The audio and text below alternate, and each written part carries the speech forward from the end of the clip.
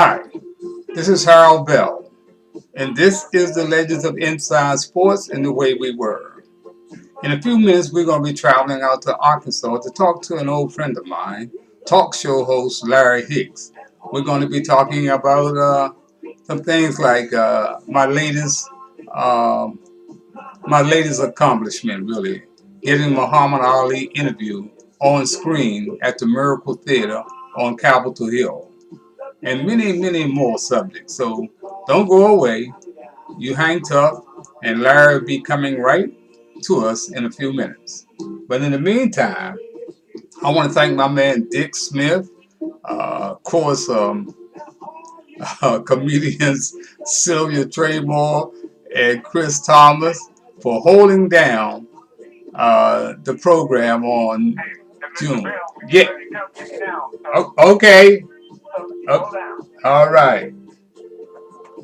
All right. Larry's getting ready to come to us now. But anyway, once again, thank you, Dick Smith, and thank you, the Miracle Theater. Welcome to another edition of Let's Talk About It. I'm Larry Hicks, your host. I'll be here with you until 10 o'clock this morning on the 24th day of June 2019. We trust and hope all of you had a very good weekend and are preparing for an even better week. Well, this morning we are going to be talking with the one and only Mr. Harold Bell, the godfather of sports in Washington, D.C., and one of the most recognized African American sports journalists throughout all of the country. And we are pleased to be able to have him here on the program with us on this morning. And Mr. Kane, if you can take our friends from Mexico on out of the scenario, we'll be able to hear Mr. Bell and get him to come in with us on the air. And Mr. Bell, good morning to you. How you doing? Good morning to you, Larry, and thank you so much for having me back, man. I'm really honored. Well, we are honored to be able to have you back on the program, sir, in order to share with us your perspective on what's happening in the world of sports, and that's from the professional to the kindergarten level. And we are excited always about the opportunity in order to be able to speak with you. If you'll just indulge me for one quick moment, I'm going to make a couple of quick acknowledgments about a couple of things that are going to be happening on the program in the coming weeks ahead, one of which is going to be dealing with the Little Rock School District and some of the developments that are happening over there with the Teacher Dismissal Act that's been put into place that is at the outset appearing to have greater harm on teachers of color. Additionally, there are also some developments that are happening in the world of athletics at the high school level, by which some high schools are taking it upon themselves in order to ask some of the athletes to be able to sign contracts that will commit them to playing for that school and that school only. I've never heard of that. Wow. That's something I want to talk with you about as well, Mr. Bell. And there are a number of other developments that are happening on the social front in terms of African American males who have been accused of various acts of crime. There's a very serious incident that's taken place, and I'm sure some of you may be familiar with an incident involving two African American males who shot another. I don't know if you can call it a drive-by shooting or what, but that's a very important development that's going to occur, that has occurred. We're going to be continuing to monitor that development as we go along. And over the course of the coming weeks ahead, we're also going to be taking a very close, in-depth look at leadership in the community, Black leadership in particular. And in conjunction with it, what are we doing in order to solidify it and make it much more powerful than what on the surface it presents at this stage here in the city of Little Rock, throughout the state of Arkansas in and of itself. And these are just some of the things that in the coming weeks ahead that we're going to be talking about. And I hope all of you will keep your set tuned to KABF 88.3 every Monday from 9 a.m. to 10 a.m. for Let's Talk About It as we pursue all of these most important and very, very pertinent topics as they affect and impact people throughout the city of Little Rock and around the state of Arkansas in and of itself, but more particularly black folks throughout the city of Little Rock and Hempstead and what they're doing in order to address some of these age-old conditions that have been victimizing folks for hundreds of years. And with that being said, I'm going to again reintroduce Mr. Harold Bell. He is considered to be and is the godfather of sports for the black sports community and sports in general.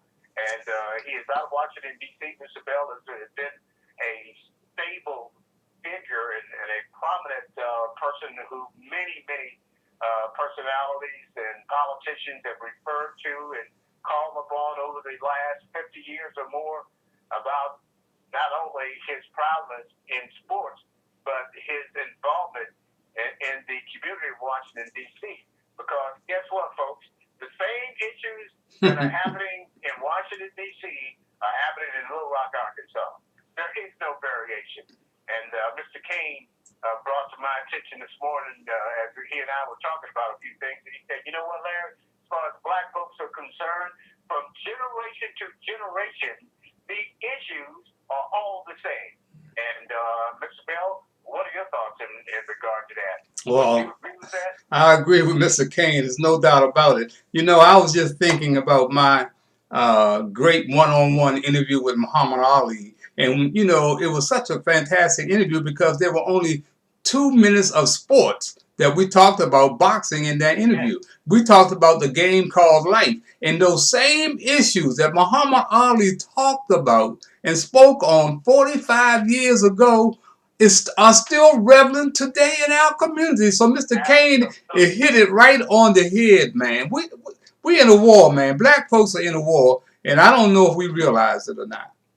Well, you know, one of the things that we want to talk with you about on this morning is not only your book, your recent book that you have put together that is a compilation of some of the greatest black sports personalities to ever walk the face of the earth, let alone walk the streets of Washington, D.C., but to also talk about the movie that you were able to amass and put together, because there are a lot of people trying to replicate what you were doing, Mr. Bell, but none come close to that interview that you had with the greatest of all time in terms of disclosing how intelligent and how on point. Muhammad Ali was just a boxer. This brother was a leader who appealed to people of all stripes throughout the world. That's right. And not just in the United States of America. Yeah, it's no doubt about it, Larry. You know, when I think about what he did for me 45 years ago, man, I still get goosebumpers. This man had just finished fighting one of the biggest fights of his life in Zaire, Africa, against George Foreman, who none of us gave him a chance to come out of that fight victorious. And I know when he told me, because you know I was supposed to go fly over there. Once again, I was supposed to fly over to Zaire with him because he invited me to go over there when I went to Chicago. And he asked me, Harold, what do you want to do? I said, man, I want to do a one-on-one interview with you for television. He said, okay, we can do it in Zaire. I looked at him. I said, Zaire? I said, man, I ain't going to no Zaire. Are you kidding me? I was scared to fly across the ocean. That was the thing. He made fun of me. But the thing was, before I left Chicago, he told me, he said, Harold, since you're not going, you'll be the first one to interview me when I knock out that sucker, George Foreman. Is that what he told me? But, you know, I ain't paying attention to it because they're always talking crazy things, you know. So I got on the plane, flew back to Washington, D.C., and Roy Jefferson, wide receiver for the Washington Redskins, who you well aware of, his wife, Candy, and my wife, Hattie, we went to closed circuit television to watch the fight, man. And I was very apprehensive, man, about this fight.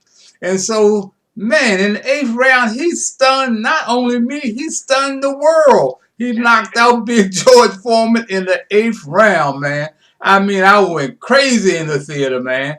So now, Larry, I'm lying in the bed once again 5 nights later, 5 after the fight. I get this telephone call. Man, it's raining outside. I'm sleeping good. My wife is sleeping good. It's after 10 o'clock. The phone rings, and I pick up the phone. And I said, who is this? He said, let me speak to Harold Bell. I said, man, who is this? Fool, this is the heavyweight champion of the world, Muhammad Ali. Larry, I sit straight up in the bed. I know I enjoyed telling that story because my wife looked at me like something drastic had happened or tragedy or something. And I whispered, I said, it's Muhammad Ali. She said, her eyes got big. And of course, that was Muhammad Ali. And he asked me, Harold, do you still want to do that interview? And like I was saying, Larry, this is after one of the biggest fights of his career.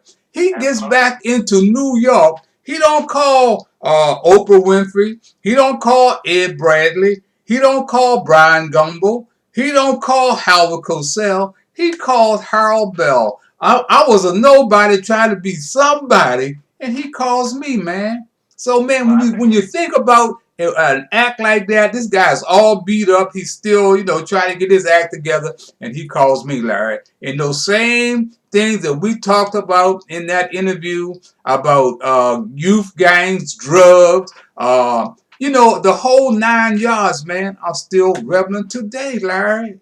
Still relevant today, man. Yes, they are. And I think you've been a little modest in the sense of talking about you as a nobody because you had already established yourself in Washington, D.C. during that period of time, not only on the sports venue, but you had done so in the community in and of itself. Because you had always had tremendous outreach with young athletes there in the Washington, D.C. area, in the Maryland area, and I'm talking about folks like Sugar Ray Leonard, who I'm sure a lot of people have heard of. Mm-hmm. If not, you've been living under a rock for most of your life, a black rock on top of it. And, not only Sugar Ray, but all of the notable athletes, great basketball players who came out, like Dave Bing and Elgin Baylor, Willie Woods, former Green Bay Packers, All-Pro and Hero.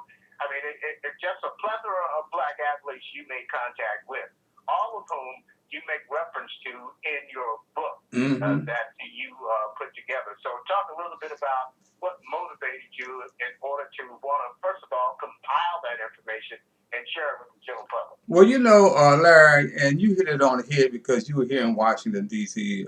For a number of years. See, a lot of people don't realize what set me apart from folks in media, especially sports media. I was a legend when I went into radio. I didn't go into radio and become an expert on the black community. I spent a number of years in the inner city working with youth gangs and at-risk children. When P.D. Green gave me 5 minutes on his show on Sundays and laid the foundation for Inside Sports. So when I got to Inside Sports, and this is another thing I want to put out there, Larry. Now you see 7 on Your Side all over the country, right? All over the country. Let me tell you how that came about. 7 on Your Side came about because Paul Burr had been on my show a couple of times, and he could not believe the phone calls that I was receiving asking for help, asking to help me get their kids in college, help find their kids a job, or check with an employee that was doing an individual wrong. And he was amazed. He said, Harold, you get these kind of calls every Saturday? I say, I sure do. So after a couple of times, a month later, Paul Burr went back to Channel 7 and started 7 on Your Side. That's how 7 on Your Side came about. And when Paul Burr couldn't carry it with him when they fired him because it belonged to the station. And now Larry, 7 on Your Side and consumer reports are seen all over this country. People don't realize how it got started.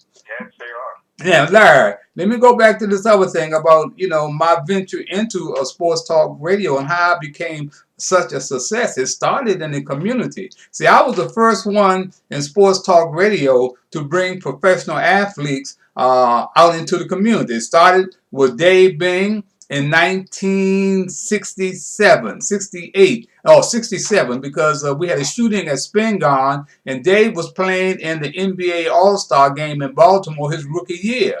And I was working with the D.C. Department of Recreation and Parks when my boss called me and said, Harold, you need to go out to Spingarn. They just had a shooting out there between Spingarn and McKinley Tech.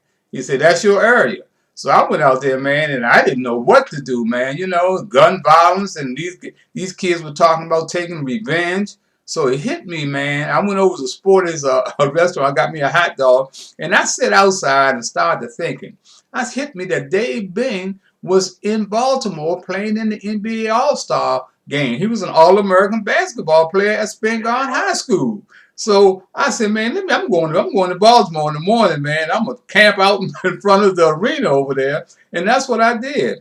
And sure enough, up comes Dave Bing and Bob Lanier. He was surprised to see me. He said, Harold, what the hell are you doing over here?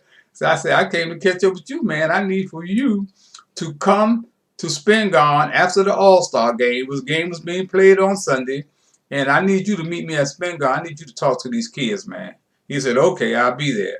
And that Monday morning, the assembly was full, standing room only. And Dave Bing walked into that auditorium. I will remember it for the rest of my life. Them kids stood up and gave him a standing ovation. You know why they gave him a standing ovation? Because they had just seen him on television the day before, man. Now, let's make something clear to the people in our listening audience here in Little Rock, Arkansas. The school that Mr. Bell was talking about, and we're speaking with Harold Bell out of Washington, D.C. this morning, and he is the godfather of sports and oftentimes referred to as that, and certainly one of the most leading, prominent authors of black sports in general in the history of this country. But the two schools he's talking about, Spingarn and McKinley Tech, are both two predominantly black high schools in Washington, D.C., because there were others as well. Yeah. We can talk about Bell, we can talk about Mackin, right. We can talk about Cadoza, Dunbar, Balloon, Easton, H.D. Woodson. Roosevelt. They are all great schools in Washington, D.C. that were predominantly black and catered and had a commitment to education of young African American men and women during those many, many years.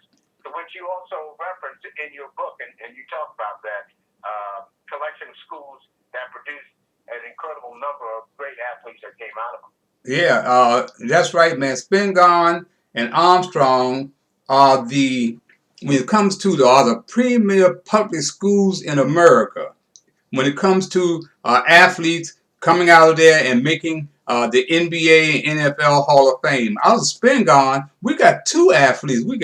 Before they close it down, we got Dave Bing and Elgin Baylor. Elgin Baylor, one of the greatest of all time. Dave Bing also, he went on to become the mayor of Detroit. At Armstrong High School, we got Willie Wood and Lynn Ford, who are in the NFL Hall of Fame. That is unheard of anywhere in this country in the public school system. So when you talk about great athletes, man, and Larry, we could go on and on, but that is the type of athlete that came out of the DC public schools. And another thing, my work in the community with professional athletes, not only Dave Bing and Willie Wood started me out, but the Washington Redskins. I was the first one to carry the Washington Redskins out into the community. Larry Brown, Roy Jefferson, Harold McClinton, Ted Vactor, all joined me in the community. So now you see the NBA, NFL, Major League Baseball, National Hockey League, all talking about we care.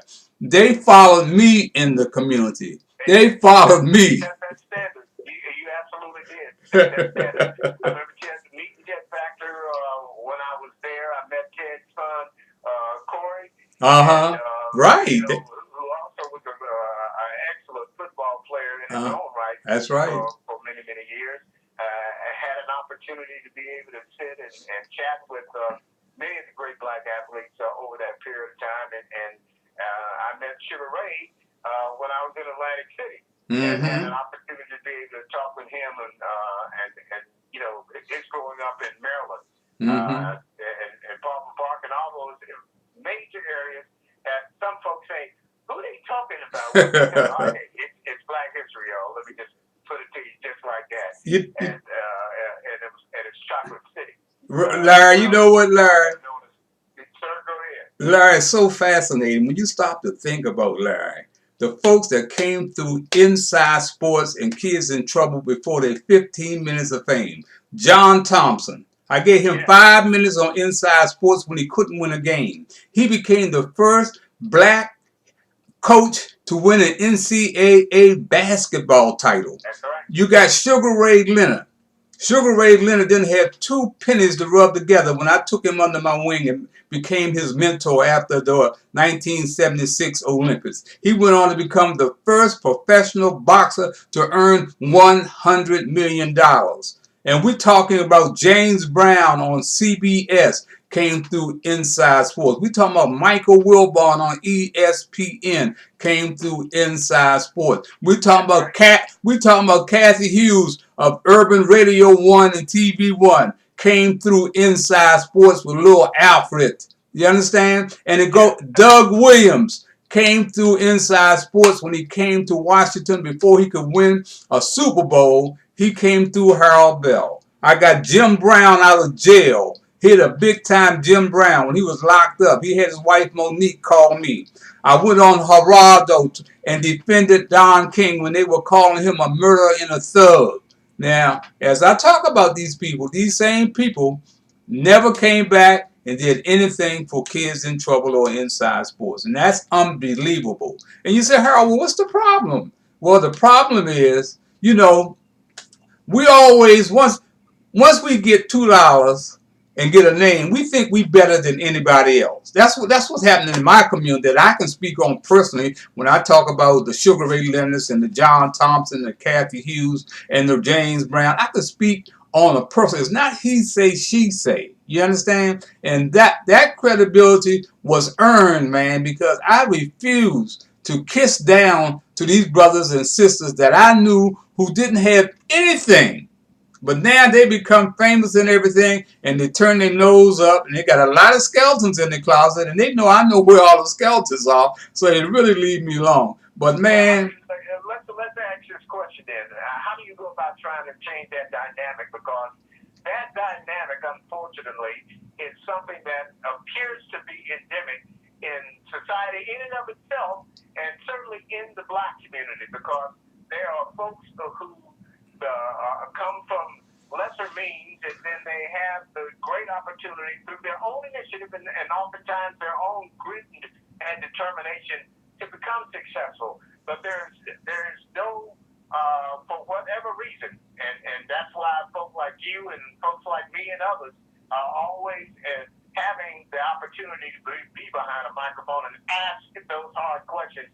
What are you putting back into the black community that help you ascend to the level of success that you are in right now? How do we attack that? How do we bring that focus into clarity to people of marginal means and mid means in this country, Mr. Bell, from your perspective? Well, Larry, man, that is a very a good question, man, because when I stop to think about how I have helped educate and help save some of these guys. Boy, this is another good example.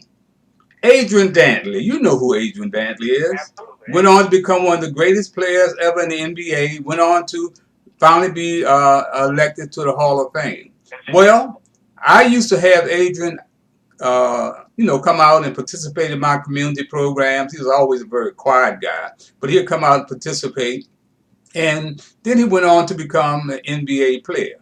Well, I'm riding down the street one day, Larry. This is unbelievable. I'm riding down Connecticut Avenue one day, and this UPS truck pulls up behind me, and this guy gets out and said, Mr. Bell, you don't know me, but I know who you are. Look, my wife works in the office of David Falk, Adrian Dantley's sports agent. And he is using Adrian's money to invest in his own interest, man. He said, don't mention my wife, please, but whoever you need to get to tell Adrian to check his books. Now, I go to Adrian's mother, who is Virginia, who's a friend of mine. I go to Adrian's mother because Adrian is out of the country. He just got married. So I go to Virginia. I say, Virginia, David Falk is using Adrian's money and without Adrian's knowledge. She said, no, I don't think he would never do anything like that. He just named Adrian the godfather of his first child. I said, Virginia, please, just check the books. Go check the books. So a couple of weeks later, Adrian had married this attorney. So when they got back, and Virginia told him what I had told him, his wife went ahead and accounting had a checks and balance on the book, Adrian's book. This guy has taken millions of dollars from Adrian and put it in his own investments. Now, David Falk also was one of the major sports agents, historically speaking, in the United States. That's right. For years, representing a lot of representing Michael Jordan, Patrick Ewing, Alonzo Mourning, man. All the great top athletes, man. John Thompson. Him and John Thompson had a thing going where John Thompson was taking money under the table to put When that story broke about Falk, that kind of ended his career because he no longer had that kind of representation. Well, he doesn't have that kind of a reputation, but Larry, he's still out there representing black athletes. And what happened, I saw him in the Wizards locker room, man. I looked at him, man. I said, he know what I was thinking. What are you doing in here, man? You understand? But Adrian Dantley went and finally had to take Falk to court. You understand? To get his money back. Yeah. Listen, Bill, we're going to have to take a quick break. Okay. Then we come back. We're going to be back in a couple of minutes and continue with our conversation with Mr. Harold Bell, the Godfather of Sports, out of Washington, D.C. on Let's Talk About It This Morning. You're listening to KABF 88.3. We are the voice of the people. Okay.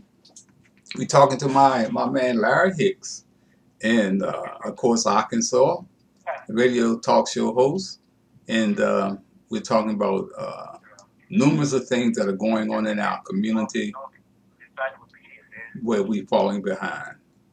So we're taking a break right now, but hold on, we'll be right back with Larry Hicks in Arkansas. Our leader, he's 82 years young now, and still full of fire.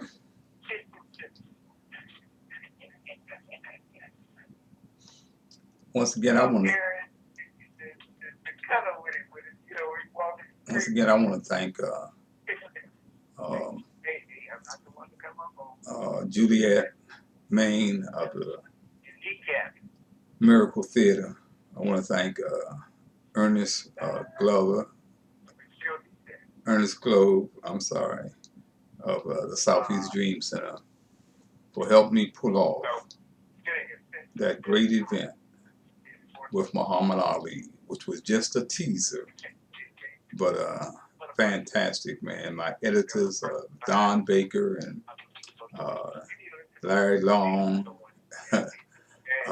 Harold Burke, fantastic job, man. You guys were out of sight.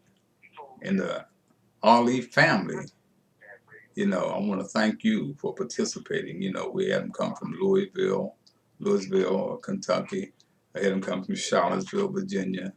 My man, Glenn Singleton. Bill, we got 30 seconds. Stand Okay, all right. My man, Glenn Singleton in New Orleans, who came in here. So, man, it was a fantastic showing. So I'm looking forward to talking about that with Larry, too, as we come back on the air in Arkansas with the Larry Hicks talk show, radio talk show.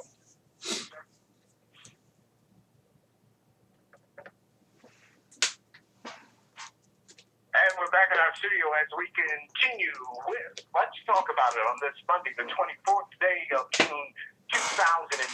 I'm Larry Hicks, your host until 10 o'clock. Coming up at 10 o'clock this morning is none other than my main man, Brother Marquise, playing some of the best jazz throughout all of Little Rock and certainly all of Pulaski County. Tune in for him from 10 to 12 today to listen to some of the best jazz in the city. And coming up on next week, we're going to tell you before we leave our show on today that on next Monday, we should have with us, hopefully, Millie McGee returning to talk about her book, Shocking Truth and Lies with us. And then on July the 8th, we're going to have the Honorable John A. Ford, one of the most incredible African-American politicians ever to walk this great nation. He is the former mayor of Tuskegee, Alabama for many, many years. He also is the founder of the Southern Conference of Black Mayors, and he is the founder, along with some others, of the National Conference of Black Mayors, to which he and my mentor in radio, the late Larry Hicks, were responsible for putting together and also putting on a national platform. And also, Mayor Ford was the founder of the World Conference of Mayors. He will be our guest on July the 8th. We are looking forward to that program. It should be a great one as we get some great insight into the makeup of a true public African-American official. But right now, we're going to continue with our conversation with the inimitable Harold Bell, the walking encyclopedia of black sports throughout this country, a man who has gone on to interact with kings and queens all over the world, and also in addition to presidents. Also, Mr. Bell took some heat many years ago when he interacted and became a close confidant of President Richard Nixon. Because a lot of people don't know about it, especially in the black community, about the history of Richard Nixon. Was Richard Nixon a devout racist? I don't know that. Did he not embrace fully black people? Yes, he did not fully embrace black people. But I can tell you this, it was Richard Nixon who put together the Medco program in the United States. He started the efforts to create set-aside programs. He was a part of the effort in order to ensure that African-American businesses were the first to be able to receive federal contract opportunities. He did a number of things that focused on black economic development that prior to that period of time, other presidents of the United States had not. Am I misspeaking at all? Arthur Fletcher. Arthur Fletcher is the name that you want to put in there. Yeah, that was. I know Arthur Fletcher's name because he's the assistant labor secretary. That's right. For Nixon during those many years, and he also came from the little town that I grew up in the state of Kansas, Chester City, Kansas, and went to Kansas University. A stand-up athlete and professional football player. That's right, with the Baltimore Colts. Many years. I had an opportunity when I was at WOL in Washington, D.C., to have the chairman. He also served as the U.S. Chairman of the Civil Rights Commission That's for right. many years, and he became the emeritus chairman for that commission also. And one other thing that a lot of folks don't know about Art Fletcher is that he is the brother who also coined the phrase, because he was deeply and That's right. involved with the United Negro College Fund for many years, but he coined the phrase, "A mind is a terrible thing to waste." Amen. That's a known fact that a lot of folks don't know about. Well, man, let me say this, man. Arthur Fletcher was a stand-up brother, man. He was nobody's Tom. Nobody's Tom, man. They don't cut him like him in the Republican Party. No. Which is a shame. No, man. And that's not to castigate and disparage you brothers and sisters who are black Republicans, because we need y'all where you're at. We need to be everywhere. As far as I'm concerned, we need to have a presence everywhere. Not that we don't need to be relegated just to one particular unit.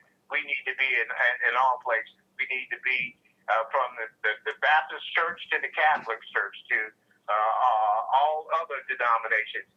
Black folks need to have a presence, and I am convinced that when we do, that only reinforces our ability to show how we're able to transition into various aspects of life as we know it and be effective at those respective levels. Do you agree or disagree with that? All right, man, let me tell you something. The jury is still out on Tim Scott of South Carolina and our brother who sits on the Supreme Court. They are not about black folks, man. Look, come on, let's keep it real. They are not about black folks, man. But Larry, let me. I want to end this thing I was saying about Adrian Dantley. Adrian Dantley, when he got his money or whatever, do you know he has never said thank you or even brought a toy for a kid to kids in trouble? You know, never even said thank you out of his mouth. I see him and I look him straight in the eye, man. So it's those type of brothers, man, who for some reason they have a block in their head or whatever, man. But they hurt by not reaching back, man. They don't even know how to say thank you. That's one thing that I've been able to do, man, is say thank you to all the people who are responsible for where I am today. When I just did that thing at the Muhammad Ali teaser at the Miracle Theater in Washington D.C., I put a list of people on the screen because I knew when I got up there I wasn't going to be able to remember everybody. But I put them all up on the screen. See, man, thank you is one of the easiest things that you can say, Larry. It doesn't cost you a thing to say thank you. And boy, Danley, Adrian Branch is another one. They don't know, these guys don't know how to say thank you, including John Thompson, Sugar Ray Leonard, all down the line, man. They say something is in the water. I don't know if it's in the water, in the beer that they drink, or the tea that they drink, but something is wrong with these brothers, man. Well, let me ask you this, Mr. Bell. Well, how would you respond to those who would say, "Well, Harold Bell is just being a hater"? Oh man, he's making those kind of comments because he didn't reach the level of success that they did. How would you respond to that? Well, you know what, Larry? I tell you what, all those folks on the outside looking in, that's all they got an opinion. I am talking about what I know. And you know what I tell everybody? Any of those folks who got a problem with me, including John Tom, Sugar Ray Leonard, Adrian Dantley, you name it, give them my telephone number to tell them to call me. You know? Tell them to call me, man. I ain't got no. And see, Larry, peace of mind is not for sale, Larry. Peace of mind is not for sale. That's true. Mm-hmm. It never has, it never will be with some folks. And clearly, you are one of those. That's right, man. Let me go back to your book and to the movie, Mr. Bell. We're talking with Harold Bell, who is the godfather of sports in Washington, D.C. and around this nation. We have him here on Let's Talk About It this morning. We're looking forward to inviting him on the show at least to come on and make an appearance on a monthly basis until the end of the year. And I hope all of you who are listening to us right now have no objections to it, because he is a wealth of information, not only about sports in and of itself, but about what's happening in Black America. He has had his finger on the pulse of what's happening in Black America all his lifetime. He's been committed to it. And he's not somebody who will sell his soul and his words and his personality to the highest bidder. He is a brother who tells it like it is. As a matter of fact, when he talked about Petey Green giving him the opportunity, I don't know if any of y'all have ever had the opportunity to see the movie. Talk to me.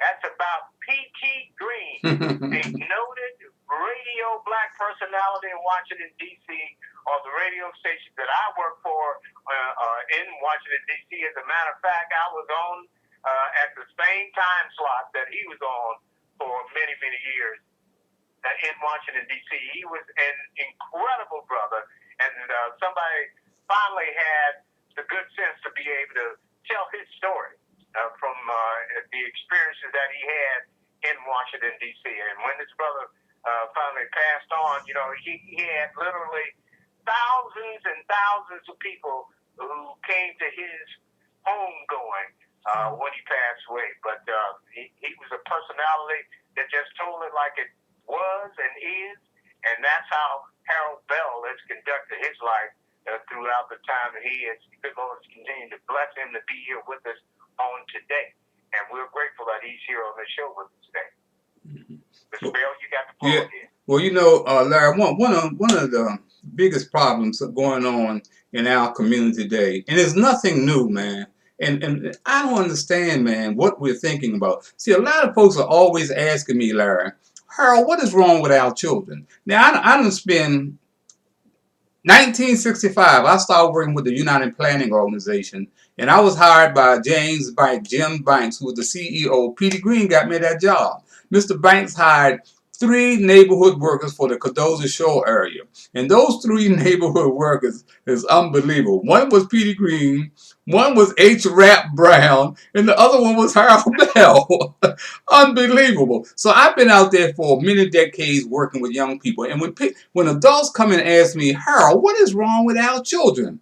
And I tell them, it is nothing wrong with our children. You are what's wrong with our children. See, our children did not come out of their mother's womb with an AK-47, selling drugs, wearing a Ku Klux Klan robe, or using the N-word. This is all learned behavior, Larry. Learned behavior. Learn behavior.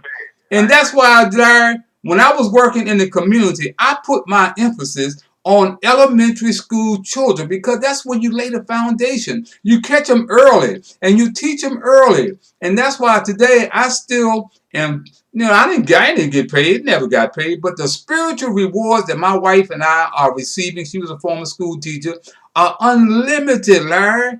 We got the adults are the ones that our children, they don't know they're watching us, man. We got teachers who are scared of the principal scared of the superintendent. The superintendent is scared of the parents. The parents are scared of the children, and the children ain't scared of nobody. Yeah, that's That's it. our problem, man. That's a And we fact. don't realize it. We are selling our children out, man, because we keep thinking that it's their fault. It's not their fault, Larry. No, it isn't. And a lot of things that take place in our communities are oftentimes looked past because when I say we, I'm talking about black folks, don't take the initiative nor the time to really look at them in the context of making those concerted and consistent efforts to find out how we go about attacking these problems. Right here in Little Rock, for years on end, I can still remember watching HBO back in the late 90s, late 90s, early 2000s, this program that HBO had on about banging in Little Rock. And I Mm-hmm. didn't know what the heck that was until I looked at the program and saw that there had been an infiltration of the Crips and the Bloods out of California into Little Rock, Arkansas. Mm-hmm. And then it started to begin to unfold in various other parts of the South during that period of time. And here we are, almost a generation later, and we still have that issue here in Little Rock. Mm-hmm. And I know that there are some committed people who have been working as hard as they can in order to deal with it. But it's just like I don't have to tell you. You know what the gangs were like in D.C. when the Mm-hmm. crack cocaine revolution was going on, All right. and Rayful Edmond was doing what he did Yeah. all those years, and he's still in prison to this day. But it took some courage and some shoe leather efforts on the part of folk in the city of Washington, D.C., just like it's going to require and take here in Little Rock to reach out to these young brothers and find out why they continue to have the mindset that the best way that they can live in life is to be a threat to their own people and to engage in all of the nefarious criminal activities that they've been doing for the last generation or more. That doesn't help us. That hurts us. But somebody's got to be able to confront them and say, can we have a conversation about this, brother? And find out what it is that you are looking to have in order for us to be better than what we are. Because at this stage, it clearly isn't enough if we still have pockets of it and instances of it, not only here, but I know it's happening in D.C. as well. No doubt about that, Larry. One of the biggest things, man, that disturbs me, man, and it's ongoing, man. It's right there in our faces. These policemen who are shooting down our young black people, our black men in the street, blood flowing in the streets, man. And we got cops who are talking about it's us against them. Man, are you crazy? You were not drafted in this job. You volunteered for this job. We pay your salary, man. You talking about us against them? Man, the cops, man, until we get some of these black cops to stand up and confront these KKK, which is the FOP people. You hear what I'm saying? It's the FOP is the new KKK. Until we address that problem in cities all around this country, these cops will still keep shooting us down in the street and getting away with it, man. I work both sides. I work both sides of the coin. Man, my brother was a DC cop for 14 years. My older brother was a U.S. Marshal for 25 years. So I was able to see both sides of the coin where the thin blue line is still there today. and still controlling police departments around this country. We got a bunch of bullies and cowards on the police department, man. You hear what I'm saying? Larry, let me tell you this. Let me tell you this while I'm thinking about it. When Miriam Bowser hired a new police chief in this city, in Washington, D.C., his name was Newsom. He's on there now. I went to Miriam Bowser. It had already been on Channel 4, Channel 5, that this man was a domestic abuser, beat up his wife, beat up his black girlfriend. He was found on the street drunk with his gun in his holster. Now, this is not something Harold Bell came up. It was on Channel 4, on Channel 5. And so now I got a buddy who's an inspector, and he worked in the records room, right? His name is Nathan Sims. So Nathan Sims would sit there, and Newsom's boys would come in and take records out of the room without signing for them. And what happened, Newsom had a problem with demonstrators. He was locking up and abusing demonstrators, so they would get ready to carry his. But the court, well, his boys came in and took the records out. So Nathan Sims said, hey, y'all can't do this no more on my watch. Well, guess what? Kathy Lanier, who was the chief at the time, and Newsom got together and demoted him back to captain. He had to retire, man. They ran him out. So he brought the paperwork to me. And here they get ready to nominate this man for chief of police in the nation's capital. So you know what I did? I went to Miriam Bowser. I gave her the paperwork in her hand. She put it in her pocketbook. I went to Eleanor Holmes Norton. I gave her the paperwork. She did the same thing. Murray Che. So now they're having a hearing, Larry. I'm going down there to testify against this guy, right? I get down there, Larry. Newsom is sitting 2 seats from me. And I told the city council, how y'all gonna hire this man when you know what his record is? And Mr. Allen, the guy who's chairing the things, no, Harold, that's why we brought you in here. I said, man, this is a done deal. And man, since Newsom has been on the Parliament, going on 3 years, crime and murders has skyrocketed in our community, Larry. So who do you turn to? Let people know that the person, Muriel Bowser, who you're talking about, is the mayor of Washington. That's right, it's the mayor. And Mr. Bill is talking about the present mayor and her decision making that he believes leaves a lot to be desired in terms of bringing somebody on in this instance. And you know, this is another perfect illustration of some contending that, well, if you got a black chief of police, that's right, everything will be all right. Mm-hmm. And that's the same analogy that they used when we had a black president. Yeah. When President Obama was elected. No, it wasn't. His election didn't eliminate racism at all. If anything, it amplified more racists. It emboldened more people who were racist to do and have done things that have taken place in this nation. And until we confront that issue, like you said, it's going to be more of the same and not less under any circumstance. Larry, I don't know if you read about this now. I don't know if it got down there to you guys, but we had a young lady playing for the Washington Mystics, which is the women's league. She came out, man. She had gone to one of the elementary schools to speak to some kids, man. And she found out while she was there speaking to the kids that this school had been shot on 3 times in the month. And it sits right across from the Wizards, right in the same thing where the Washington Mystics and Wizards practice. So she came out of that school and told everybody in the press, I am not talking about any basketball until we come up with some solutions to find out how to stop this violent gunfire that's taking our young people out. And do you know what the mayor said? The Miriam Bowser said, well, maybe we need more people to be outraged. Now, come on, how is that you talking to a young person who's coming out, putting her job on the line, and she asked Trayvon Martin, who took over Miriam Barrett's place, ain't got a clue. He told them, well, you need to come join me. Well, Trayvon, what are you doing? You haven't done anything. But I'm talking, dude, this is the kind of young lady that we got to protect some kind of way, man, because I know how vindictive these politicians are, and these naysayers and player haters are in this town, man. So we got young people who stand up, but we don't have anybody to stand behind them, Larry.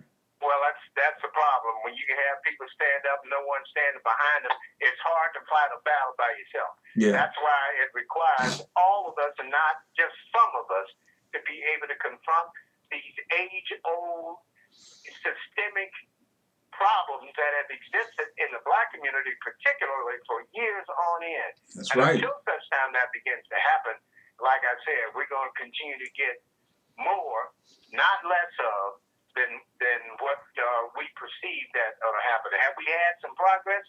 Yeah, but it's incremental at best, and everybody knows that. But not enough of us need to be able to share that word all the time. So we've got just a few more minutes left in the show. Mr. Bell, I'm going to leave you some of that time. Let me ask you how familiar you were with a development that happened in Maryland over the course of this past weekend, dealing with a brother who was a black Revolutionary War hero, and they finally gave him his recognition.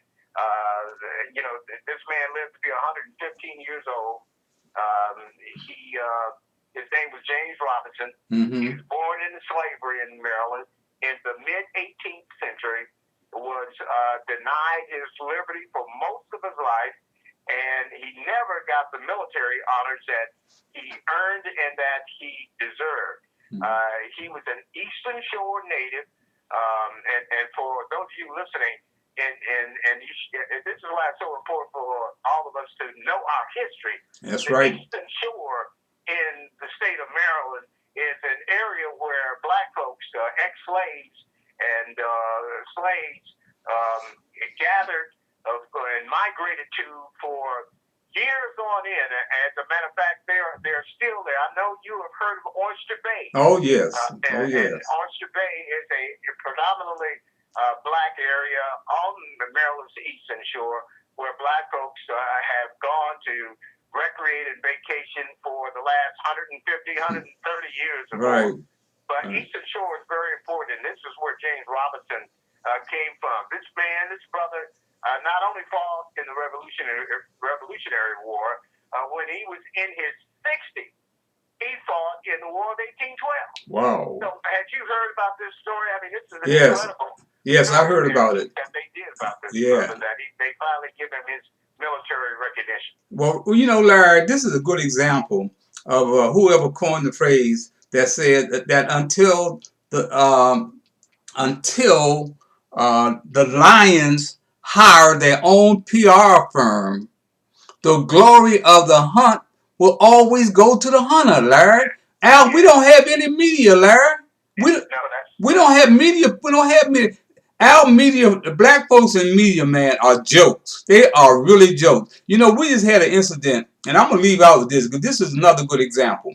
Sylvia Traymore, who is one of the top female comedians in the world, was the first black female to write for Saturday Night Live out of Washington, D.C. She co-hosted my Miracle Theater tribute to Muhammad Ali with Chris Thomas. Well, this young lady was on stage earlier this year doing a benefit for none other than our man Dick Gregory before hundreds of people, Larry. This brother came on stage, didn't know her, took napkins and started putting it down her bra, unzipped the back of her dress, all in front of hundreds of people. And you know what his name is? His name is Rock Newman, who was the manager and promoter for heavyweight champion boxer Riddick Bowe. Yeah, and he could be seen on Howard University TV every week, man. And the only people who done the story, and you understand this too because you was here and watched, was the city paper. The city paper was the only media outlet, not Channel 5, not 4, 7, 9, Bruce Johnson, Sam Ford, Winston Martin, you name them. Leon Harris, the Afro, the Informer, none of them picked up this story, man. So that's the kind of people that we got that are supposed to be protecting our backs, man. But here, Rock Newman, who tried to pass for white for many years, now all of a sudden he's rich. He's on or sits on the board of directors of Howard University, and you do this to a black female. I wonder where is me? Where is Me Too? Where is Me Too? That's a good question. I had not heard about that particular story. I'm gonna send you that link. I'm gonna send you that link as soon as I get off there. Because I would love to have us do a follow up on the story Amen. here in Little Rock and reach out to them, because we don't just relegate ourselves to the things that are happening here in Little Rock, but throughout the state of Arkansas, the nation, and the world for that matter. We're trying to keep people who are listeners of this radio station attuned to what's happening throughout the world. And that's why we have people like you on board as well, Mr. Bell. And we're so thankful and grateful for you taking time out again to be here on the show with us. I don't have my calendar in front of me That's all right, Larry. Let folks know when you're going to be coming back with us again. Call me back. Call me anytime. We're thankful and grateful for you being with us on today, and we wish you, as always, good health, peace, and keep the fire burning, Harold Bell. Let me say this to your listening audience. This is how you can support me. Go to Black Men in America and buy my book.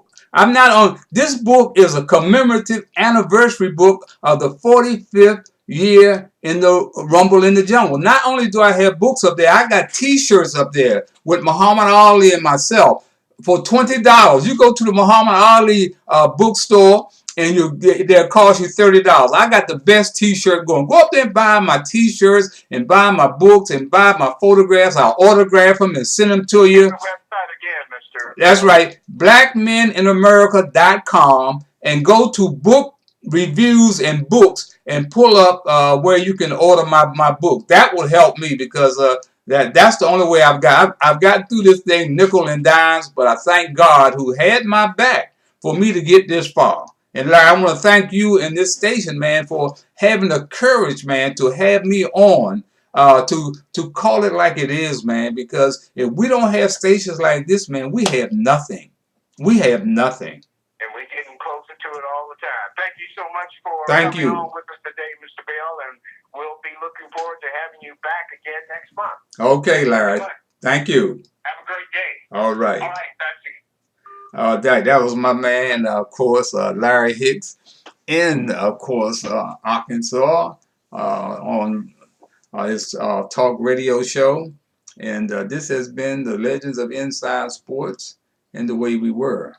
But I think that, we need a lot for folks to come out and make a stand, man, and understand that it's not our children, man. It's our problem. I've spent close to 60 years, man, working in the war zones. I didn't become an expert on black people, man, when I got on radio or television. You check the credentials of Bruce Johnson, check the credentials of Sam Ford, check the credentials of Winston Martin, check the credentials of Leon Harris.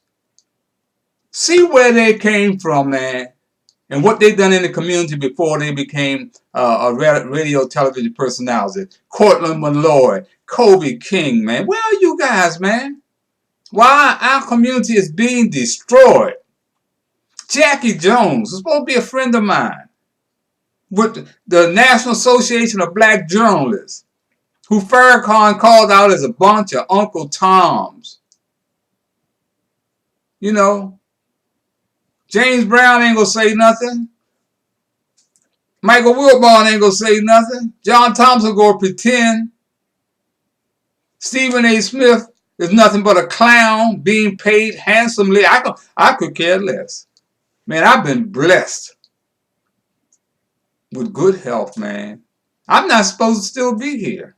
My middle school principal, let me say it again, Mr. William B. Stinson, after my mother had visited the school for the third time within a month, told her, "You don't have to worry about Harold Bell much longer, Miss Bell, because he's not going to live to get to high school."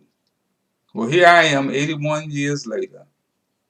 Truly blessed, man, by my God and by my wife, Hattie Bell. Well, that's going to be it for the legends of inside sports and the way we were. And I want you to remember that every black face you see is not your brother, and every white face you see is not your enemy. Until next time, I'm Harold Bell, and you can color me gone.